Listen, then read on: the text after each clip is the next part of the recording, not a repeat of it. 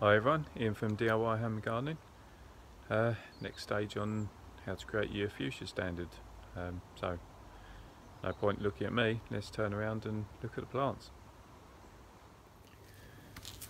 Right, so we're mid-September, 1 month on from last video, so this is part 6, and you can see now that actually the stems are getting nice and thick. So you'll probably remember that I'd already set one fuchsia on its way by taking the top out earlier than the one that I showed in last video, which was this one. So as with the other one, it's got a decent thickness to the stem, and you'll also notice that still removing all side shoots. So really this is next stage on now, where we're trying to develop the head to it. So let me just set the camera up for you and I can demonstrate.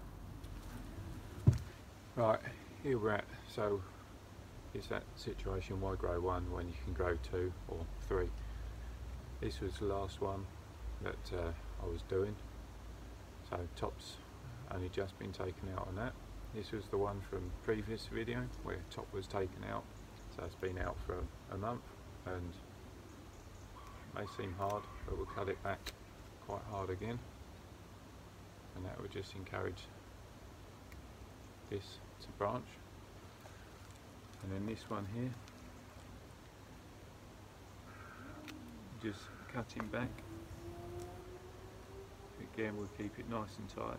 So cut it back to your leaf joints. Let me show you. So we're going right the way down, remove all of that, and that, and that. So see, now on that one, we're now going to end up with 1, 2, 3, 4, 5, 6, 7, 8 pairings taking off, so that would give us a bigger head to start with. Here, this will give us a pairing of 2, and we're still waiting on more shooting that, and hopefully that will start shooting from the top also.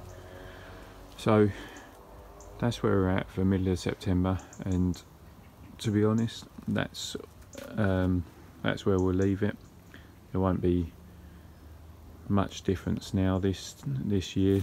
As I say, you'll find that you'll get a bit of growth, but really that is where you want to be at for the end of the season, and then next year you'll carry on doing the same. You just need to overwinter the plants. So let me just take a small stroll to this one. So this is the fuchsia, the Rosa Beacon, that was from my first video on how to grow a patio fuchsia.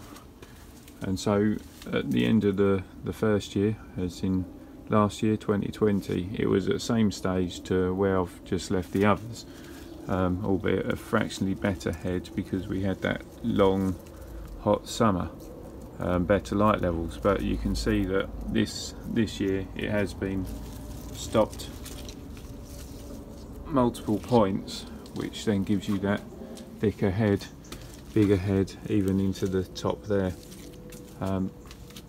So once this finishes flowering, partly so that it makes it easier for storage, but partly to develop the head again, this will end up getting cut.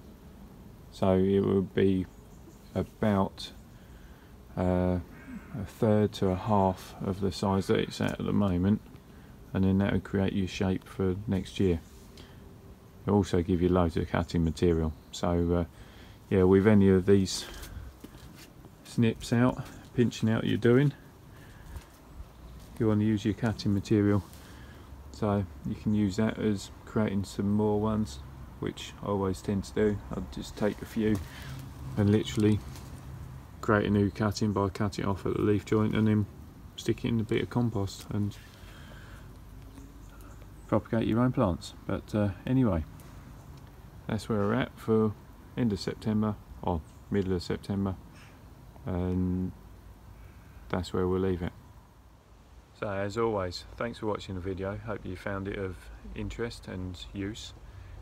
If you have any questions, send them over to me. I'll do my best to answer them for you. Keep subscribing if you like what I'm doing. Don't forget to hit that reminder button so you don't miss out on the future videos that I'm doing. And yeah, whilst you've got things to be doing and time still on your side, get out, have some fun in your garden, and enjoy doing your plant things. So till next time, see you soon. Bye for now.